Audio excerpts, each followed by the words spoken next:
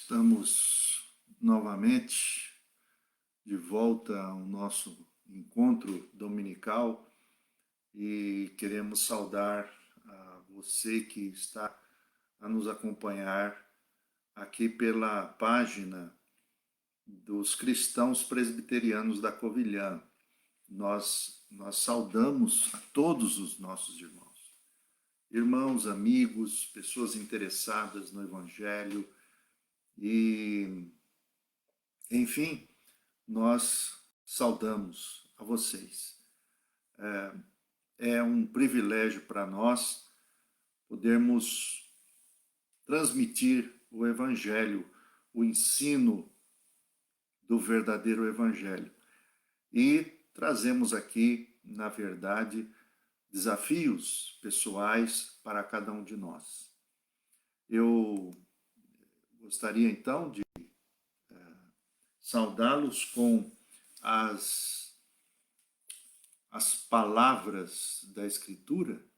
Nós estamos hoje no dia 11 de abril, é o primeiro domingo depois da Páscoa de Cristo, onde nós, domingo passado, relembramos a sua ressurreição, e aqui ainda continuamos a dizer juntos: aleluia, ele ressuscitou.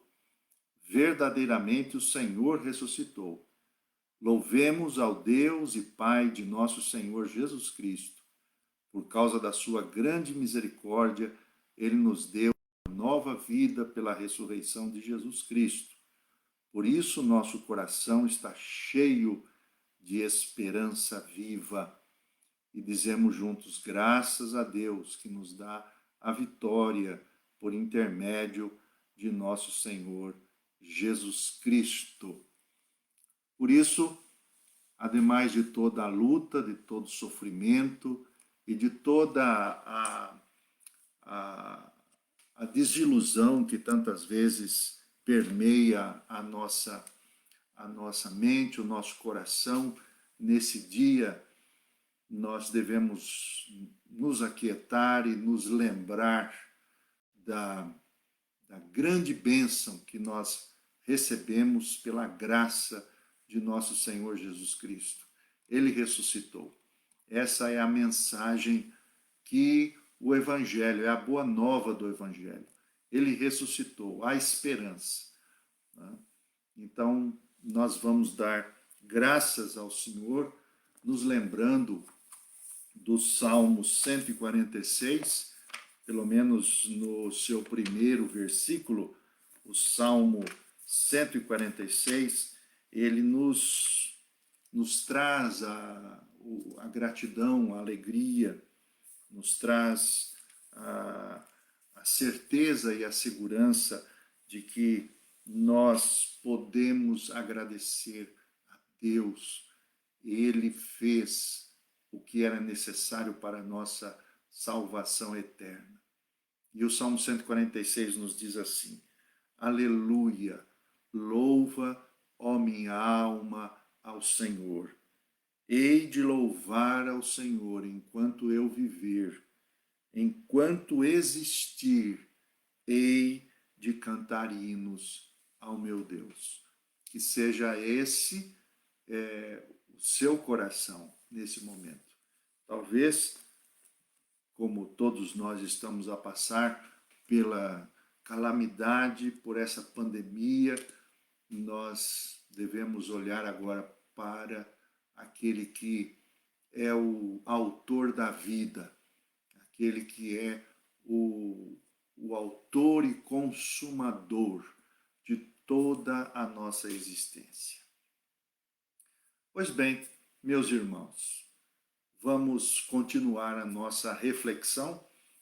Dominicalmente aqui nós nos encontramos. Domingo passado não fizemos a exposição de 1 Pedro, justamente por causa da Páscoa, mas hoje voltamos à nossa reflexão que temos feito nos domingos anteriores, justamente na primeira carta do apóstolo Pedro. Então, eu gostaria de convidar você aqui tem aí ao seu lado uma Bíblia, seja a Bíblia no papel ou a Bíblia mesmo no telemóvel, mas não deixe de seguir a leitura e as escrituras que vamos usar aqui nesse tempo juntos.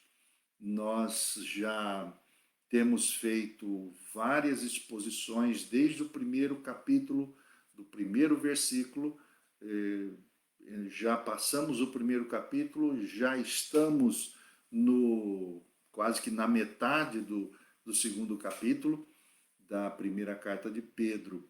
E há 15 dias nós estávamos a falar justamente do capítulo 2, dos versículos 4 a 8, quando nos lembrávamos que o apóstolo Pedro, ele vai chamar a atenção dos seus leitores para que eles estivessem conscientes que haviam sido eleitos, criados, regenerados pela graça e misericórdia de Deus, para que pudessem oferecer sacrifícios espirituais a Deus. Hoje nós vamos continuar a leitura do versículo 9 e 10. Então, vamos nos ater aqui, especialmente agora a 1 Pedro, capítulo 2, versículo 9 e 10. Procure aí na sua Bíblia, se você estiver com uma Bíblia no papel, uma Bíblia no livro físico, mais no final do Novo Testamento, logo depois das cartas aos Hebreus e depois a carta a Tiago, e então você vai encontrar 1 Pedro. São duas cartas que o apóstolo Pedro escreveu. Mas então fixe agora em 1 Pedro 2, 9 a 10.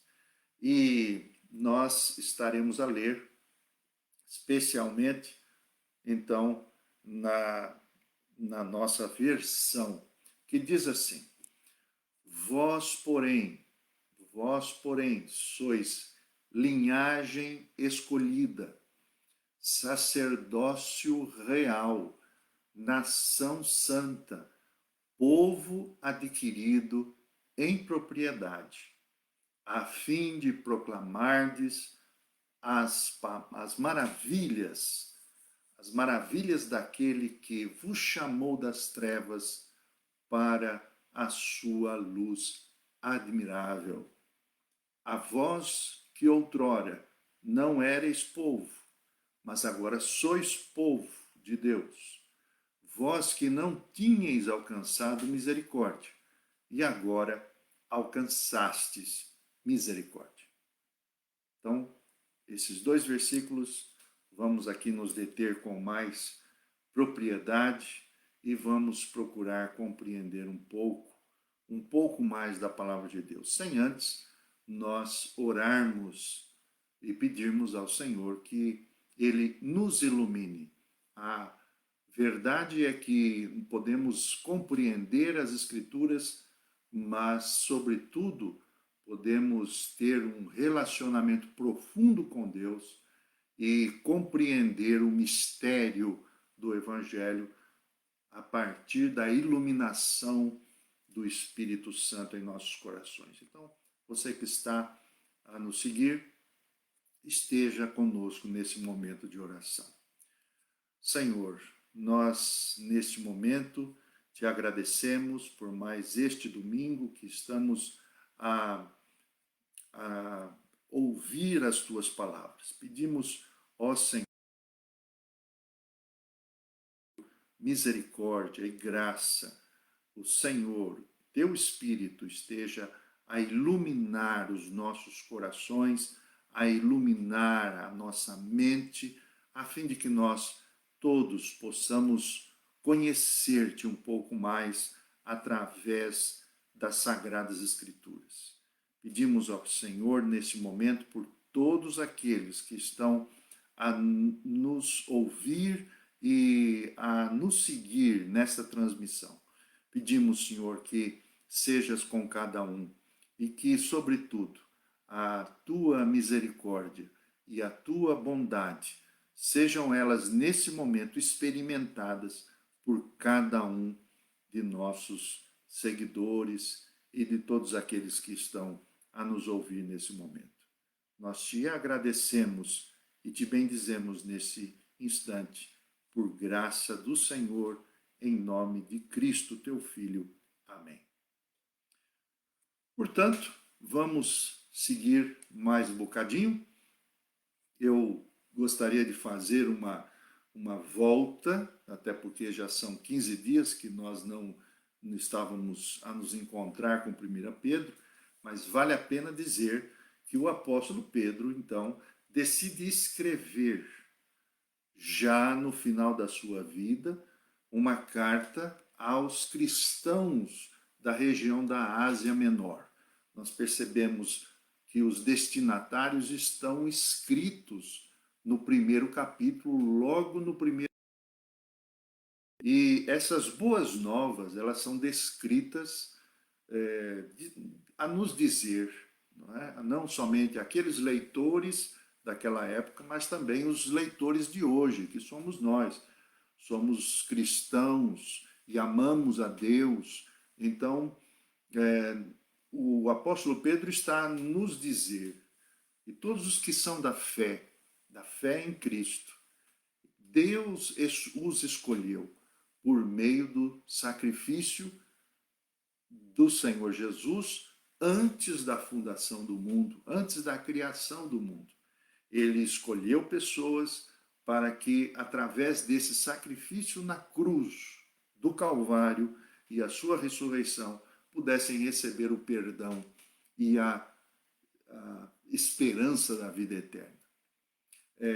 O Espírito Santo, ele aplicou essa verdade, essa experiência nos nossos corações, e por isso todos aqueles que creem e, naturalmente, consequentemente, são regenerados, passam por este novo nascimento. E quando nós falamos em regeneração, estamos a falar sobre um novo nascimento, para viverem agora uma esperança viva, enquanto estão aqui a peregrinar.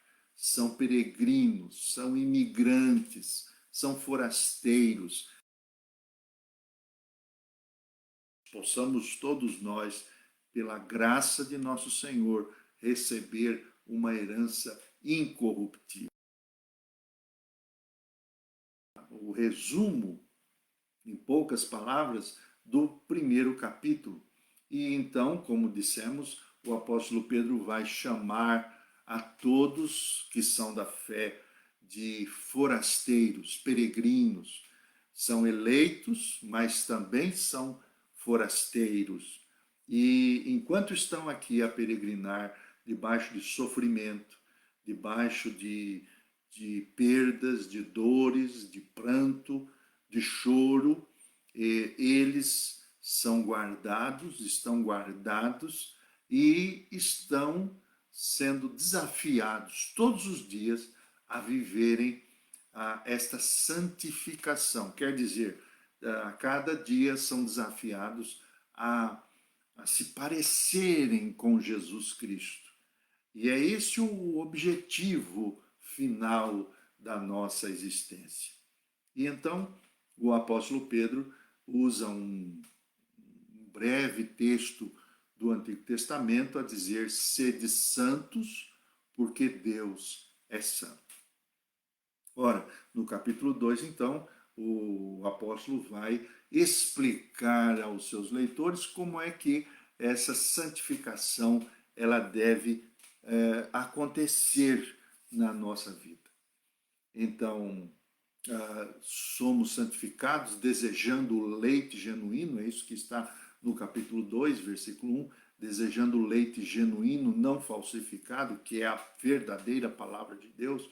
Somos alimentados por ela e é através dela que nós crescemos espiritualmente no conhecimento daquele que é o Deus Todo-Poderoso, Jesus Cristo, seu Filho. E não só isso, agora nós começamos a perceber que nós existimos para oferecer sacrifícios espirituais por meio de Jesus Cristo. E, em outras palavras, nós fomos chamados para adoração. Nós fomos chamados para manter um relacionamento profundo com Deus, onde a nossa razão de ser é a pessoa de Jesus. E agora nós entramos nestes dois versículos que nós acabamos de ler, que tem a ver justamente com parte desta santificação agora, sendo chamados para um outro objetivo, não apenas para adorar. Nós não fomos apenas criados, regenerados, santificados, apenas para adorar ao Senhor, vivermos em adoração, desenvolvermos essa experiência para nós como alimento da nossa alma, mas agora nós temos uma segunda,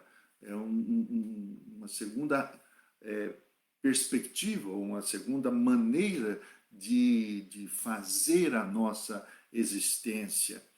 E é justamente o que ele nos diz aqui.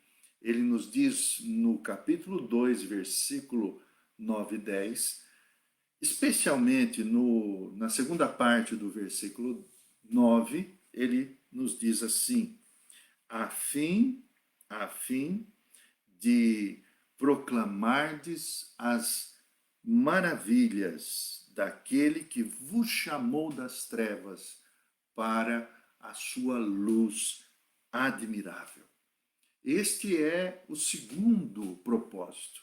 Se o primeiro propósito é existirmos para adorar, agora nós também existimos para anunciar os valores, as maravilhas. Em outras versões, nós encontramos as grandezas daquele que nos chamou das trevas para a sua maravilhosa luz. Mas antes, ele nos coloca uma série ali de adjetivos, de qualidades muito especiais. Notemos, por exemplo, que o texto ele nos diz assim, no versículo 9, vós, porém, isso tem a ver com o contraste do que ele estava a dizer no versículo 8. O versículo 8 está a dizer que a pedra que os construtores rejeitaram veio a ser a principal pedra de esquina, mas também para os que não creem é a rocha, a pedra de tropeço. Mas então, em contrapartida a esses que negam a Jesus, a esses que rejeitam a Jesus como a pedra angular da vida, então, vós, porém, sois raça eleita, sacerdócio real, nação santa, povo de propriedade exclusiva de Deus.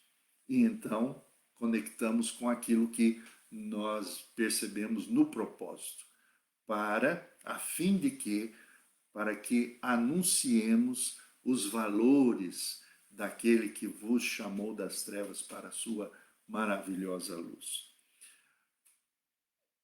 Pensando um pouco mais, nós devemos voltar agora os nossos olhos para compreendermos melhor. Voltar para Êxodo. Nós vamos agora voltar um pouco os nossos olhos para o Antigo Testamento e tentar compreender por que Pedro coloca essas qualificações, nação santa, sacerdócio real, por que ele usa esses termos? Ora, vamos então a Êxodo, capítulo 19, versículo de número 4. Especialmente, nós nos lembramos que Êxodo 19, 4 a 6, não é? Capítulo 19, 4 a 6, o povo de Israel havia sido libertado do cativeiro egípcio depois de 400 anos ali no Egito. Uma família entrou no Egito, a família de Jacó, entrou no Egito com 75 pessoas e depois de 4 séculos, quase 4 séculos, 400 anos depois, essa família, que era a família de Israel, os 12 filhos com suas famílias, agora aquela família era um grande povo, um enorme povo. Milhares e milhares de pessoas haviam recebido agora a ordem, por meio de Moisés, de deixar a escravidão e peregrinarem no deserto para irem até a terra prometida, que Deus havia prometido a Abraão, a conhecida terra de Canaã. Mas nesse trajeto, então, eles acabam por parar, depois de passar pelo Mar Vermelho, eles param na península do Sinai e estão ao pé do Monte Sinai. E ali no Monte Sinai, o próprio Moisés vai receber as tábuas da lei, vai receber o decálogo, as leis que vão nortear a relação entre Deus e o povo de Israel. Mas antes disso acontecer, capítulo 19, porque o capítulo 20 é quando eles recebem os 10 mandamentos, no capítulo 19, então, o Moisés vai ser chamado por Deus e veja o que Deus vai falar a Moisés. No capítulo de número 19, se você está com a sua Bíblia, eu leio desta maneira: Vós vistes o que eu fiz ao Egito, como vos carreguei sobre asas de águia e vos trouxe até mim. E agora, se escutardes bem a minha voz e guardardes a minha aliança, sereis para mim uma propriedade particular entre todos os povos, porque é minha a terra inteira. Vós sereis para mim um reino de sacerdotes e uma nação santa. E então o Senhor diz a Moisés que ele deveria dizer estas palavras ao povo. Ora, o que nós percebemos aqui é que Moisés então os ajunta, há um grande ajuntamento e Deus deseja realizar uma aliança, um concerto, um pacto. Deus é o Deus dos pactos, é o Deus do concerto, e o pacto está aqui descrito. Ele chama ao povo, dizendo que se eles obedecessem a voz, ouvissem e obedecessem, eles então seriam chamados de nação santa, sacerdócio real e povo de propriedade exclusiva de Deus. Agora percebeu porque o apóstolo Pedro usa essas mesmas qualificações na sua carta. Ele vai voltar para esse pacto e nesse pacto de obediência com todo o povo, agora ele está repassando, não é, nessa autoridade apostólica para todos aqueles que creem, não apenas o povo de Israel, segundo a carne, segundo a geração ordinária de Abraão, mas todos aqueles que são da fé passam a ser um povo sacerdotal, um reino de sacerdotes. Eu quero perguntar para você, será que você já ouviu falar essa palavra sacerdote? Eu acredito que sim. Talvez você não saiba o que faz um sacerdote ou o que é um sacerdote. Então é bom que nós possamos explicar o que é um sacerdote.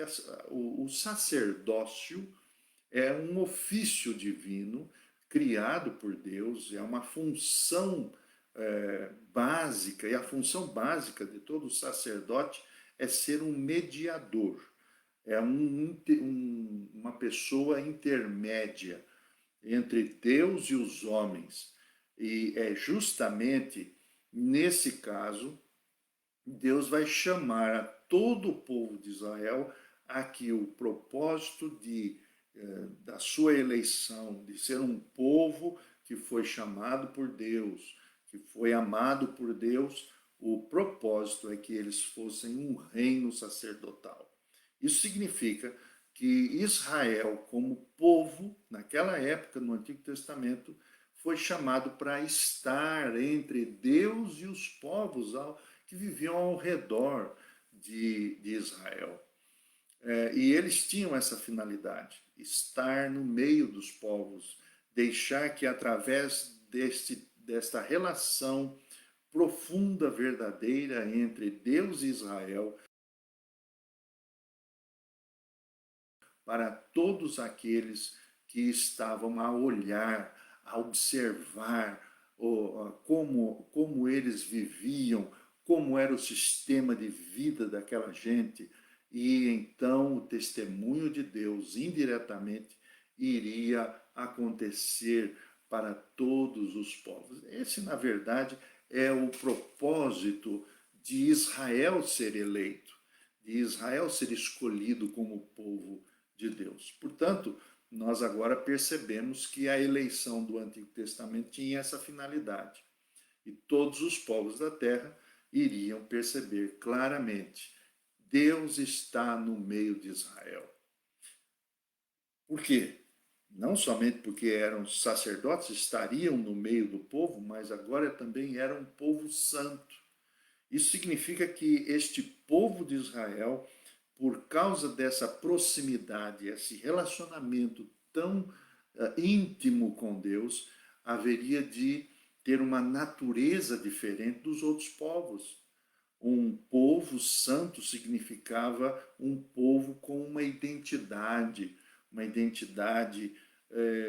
parecida com aquele Deus que os chamara. Veja que coisa bonita e maravilhosa era a proposta de Deus para Israel. E agora, então, no Novo Testamento, Pedro vai usar essa figura do povo de Israel no Antigo Testamento para nós que somos cristãos, todos aqueles que são da fé, daqueles que confessam que Cristo é o Senhor, Salvador das suas vidas e de que entregam a sua vida a Ele.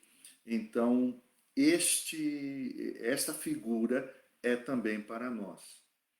Perceba as ênfases do texto, a falar da eleição, em primeiro lugar. Esse texto vai nos dizer, 1 Pedro 2, 9 e 10, a respeito da eleição, da escolha que Deus faz para aqueles que creem. Até porque existem aqueles que não creem. Não, nem todos creem, nem todos têm fé em Jesus Cristo.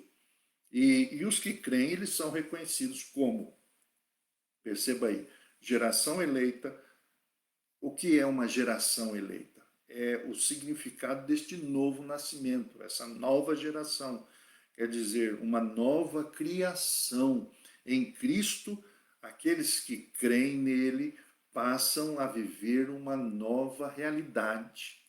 Não estão mais atrelados a uma vida passada, degradante, uma vida que desvanece. Nossa esperança não está mais neste tempo que se chama hoje, mas é uma geração escolhida.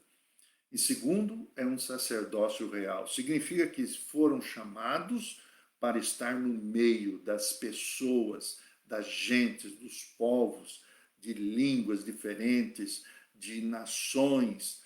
E agora também ele é chamado, nós somos chamados de nação santa, porque possuímos e devemos possuir uma mesma natureza do Deus Todo-Poderoso. Sede santos, porque eu sou santo. Não é possível alguém ser chamado por Deus e não se parecer com Ele.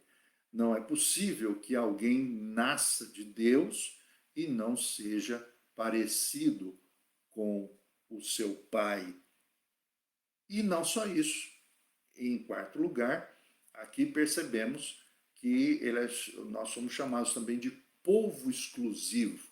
É um povo de propriedade particular. É a mesma mensagem do Antigo Testamento. É um povo exclusivo, não mais são os que descendem de carne e sangue, mas porque descendem da fé. São filhos de Deus. João 1,12 nos diz que aqueles que creram ou que que exerceram fé, eles passam por esse nascimento e são reconhecidos filhos de Deus. Quantos adjetivos? Eleitos sacerdotes, não é mesmo? Eleitos sacerdotes, santos, exclusivos, dedicados. Ora, então, esse povo é um povo diferente. Essas pessoas são pessoas diferentes. Não é possível que nós possamos admitir, e a palavra de Deus não admite isso, que aquelas pessoas que foram escolhidas, chamadas, amadas por Deus, vivam de acordo com o sistema desse mundo, a maneira de ser deste mundo. Todos esses nomes que nós acabamos de ver, foram dados por Deus com um propósito. Note que o versículo 9 diz novamente, para quê? Porque eleitos, chamados, são santos, são de propriedade, a fim de que,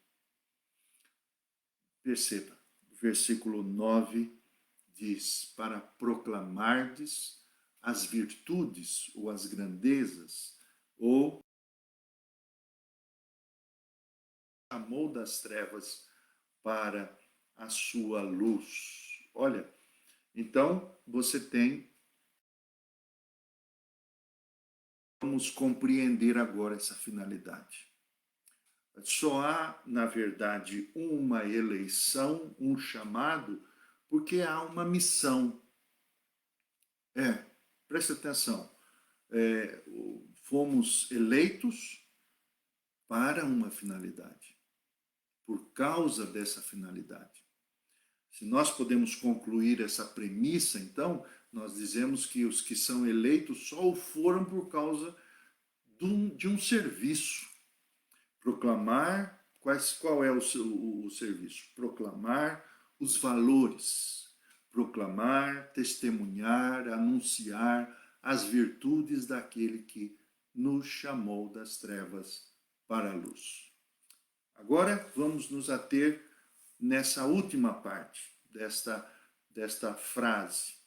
É muito importante que nós percebamos que a fé, ela é gerada em nosso coração por meio do Espírito Santo.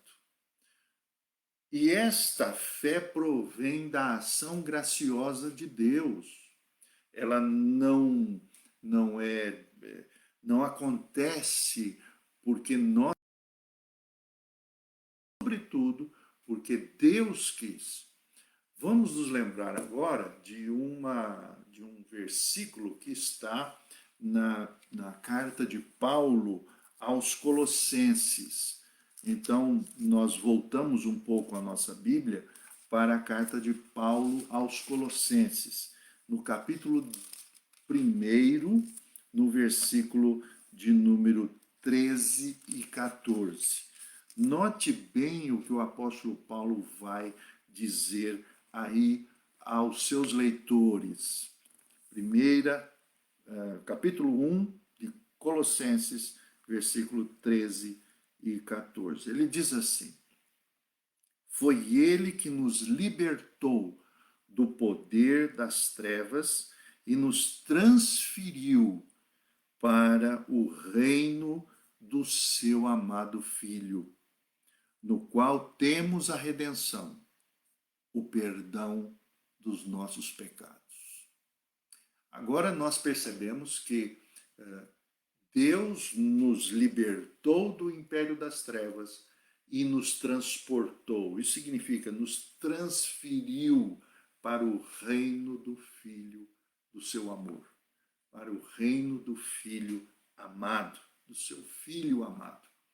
Por isso que nós fomos chamados e fomos escolhidos, salvos, chamados, eleitos para proclamarmos as virtudes daquele que nos chamou das trevas para a luz. Ele nos libertou de um reino onde este reino estava submetido ao Deus deste século. Quem é o Deus deste século? O Deus deste século é aquele que tem o poder da morte. Ou melhor, tinha o poder da morte. É aquele que enganou a Eva no jardim do Éden. É aquele que todos os dias nos leva a sucumbir diante das tentações. É aquele que promove a própria decadência dessa sociedade diante de Deus. O reino das trevas, o diabo, Satanás. Mas o Senhor Jesus, através do seu sangue na cruz do Calvário, promoveu com que nós pudéssemos deixar este reino e sermos transferidos para o reino de amor, o reino da luz, onde há libertação deste domínio, do domínio deste império das trevas. Isso é muito importante. E esta é a grande razão porque devemos realçar essa mensagem. Porque não haveria serviço, não haveria eleição nenhuma se não houvesse uma libertação deste reino satânico, e é justamente o reino dos homens, o reino onde existe e impera todas as paixões dos homens, onde o sistema da vida, o sistema social está submetido a este imperador terrível, e é justamente nesse sistema social que está estruturado o poder do mal. Por isso nós fomos chamados, primeiro fomos tirados dele, para depois então anunciarmos que há esperança. Isso é muito importante, meu querido irmão, minha querida irmã. Ser considerado eleito então por Deus o faz servo e não alguém a ser servido, porque o texto nos diz, ele nos diz que fomos eleitos, chamados para anunciarmos as virtudes daquele que nos chamou das trevas para a sua maravilhosa luz. Agora percebemos que esta misericórdia, esta graça de Deus, ela nos faz com que possamos proclamar. Agora somos adoradores, oferecemos sacrifícios espirituais, mas também agora nós fomos chamados para anunciar isto, para testificar isto. Fomos chamados como sacerdotes. Vamos ficar no meio das pessoas, das gentes, daqueles que são nossos semelhantes, para indicar, para mostrar que só em Jesus podemos encontrar o real sentido da nossa vida. Mas há muitos que confundem tudo isso, não é mesmo? Sempre existiu e sempre haverá. Mas nós precisamos ter cuidado. Vamos explicar mais um pouco. Ser eleito, então, significa que, se quisermos ser de fato chamados, isso não pode apenas envolver o discurso, mas sim ação. Quando nós somos chamados, somos eleitos, escolhidos para um determinado ofício, é para aquele ofício, com um objetivo. Então, o que percebemos aqui é que esse sacerdócio que hoje temos existe para servir os outros. É para isso que nós fomos criados. Não é possível, por exemplo, que alguém diga que é de Deus e nada faz pelo Evangelho, e nada faz pelas pessoas. Nós temos muito discurso hoje, nós temos muita pregação, muita homilia, muita religiosidade, mas qual é o crivo para que nós possamos compreender essencialmente quem é o eleito, quem é o chamado, quem foi trazido das trevas para a luz? Qual é? Não é o discurso, definitivamente. É o amor, é a dedicação, é a luta pela justiça, a luta pela verdade, o anúncio através da vida. E quando eu falo vida, também estamos a falar sobre a proclamação verbal, mas não existe somente proclamação verbal. Nós nos preocupamos demasiadamente com essa proclamação verbal. É claro que tem que haver e vai acontecer, mas a vida fala muito mais do que as palavras verbalizadas. E nós temos percebido que hoje estamos empobrecidos, porque falamos muito e fazemos pouco. E nesse sentido, eu quero dizer a você, é fundamental que você se submeta todos os dias a este Jesus, a fim de que ele possa nortear a sua vida, suas atitudes, a sua maneira de ser. Portanto, os que creem, meus irmãos, os que se dizem escolhidos, que se dizem que são exclusivos de Deus, são antes de qualquer coisa servos. Vieram para servir, não são diferentes do seu Senhor. O Senhor Jesus disse certa feita que aos seus discípulos que o maior entre eles era o servo, o que servia.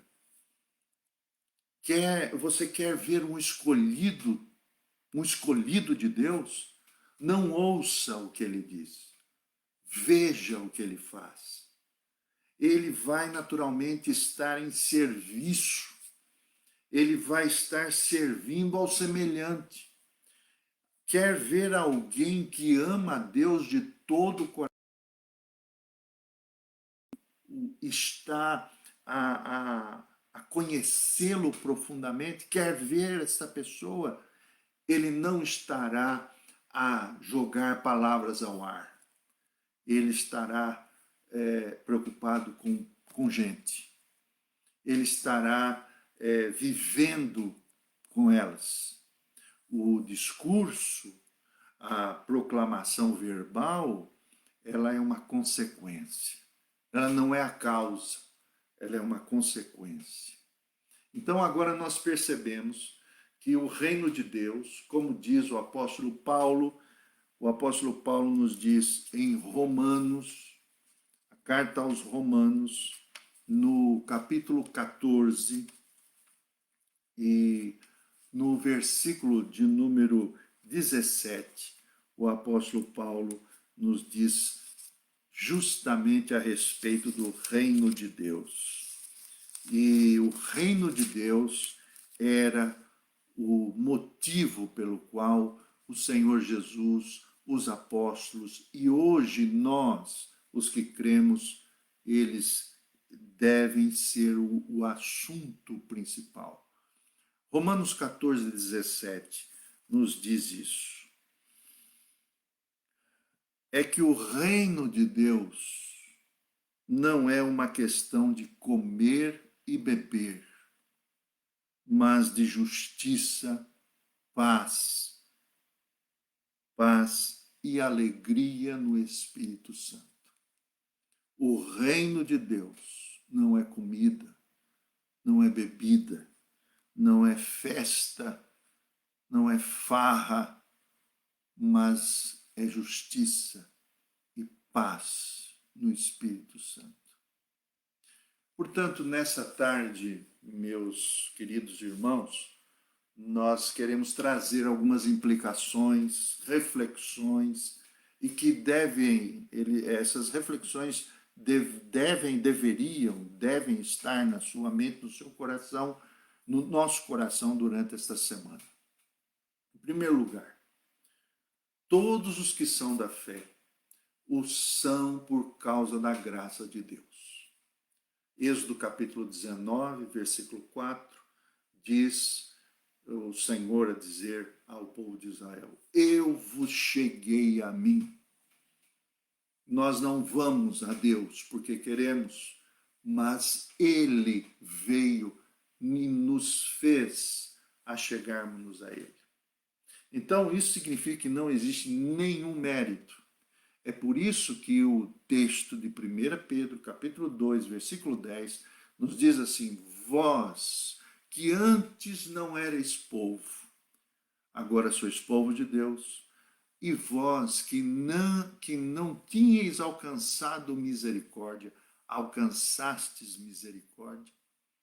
Justamente nós todos devemos estar convictos e certos de que não é pelo que faço, porque minhas obras elas são falíveis, meus esforços são vãos para buscar a Deus sem que antes Ele tenha me buscado.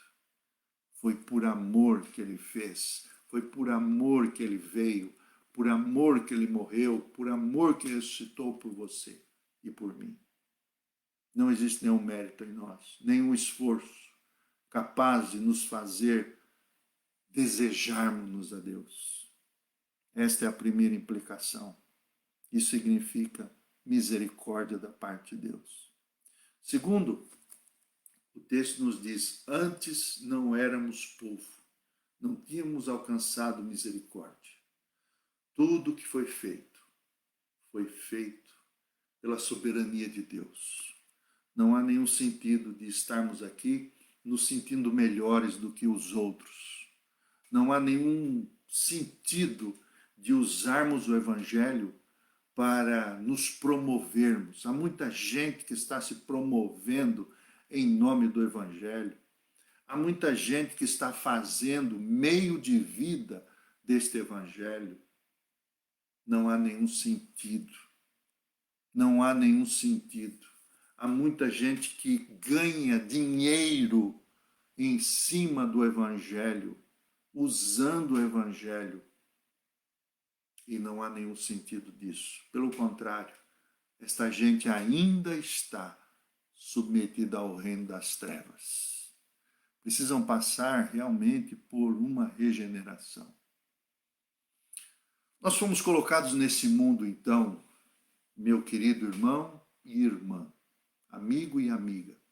Nós fomos colocados nesse mundo para testemunharmos, por meio das nossas ações, do nosso serviço, os grandes valores do reino de Deus.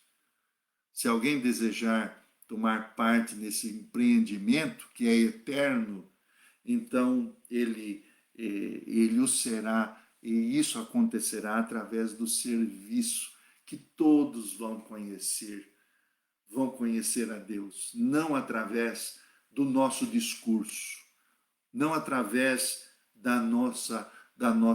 dos nossos dogmas, das nossas confissões, mas vão conhecer a Deus através da vida. Você quer tomar parte neste reino que é eterno? Com certeza Deus o chamou para viver para Cristo, como Cristo. Ele diz: eu não vim chamar justos, mas eu vim chamar pecadores. É a pecadores que Deus chama. E enquanto eu não me sentir um pecador, um injusto, eu jamais vou ser acolhido por Cristo. O Senhor Jesus diz: eu vos escolhi a vós outros para que vades e deis fruto, e o vosso fruto permaneça.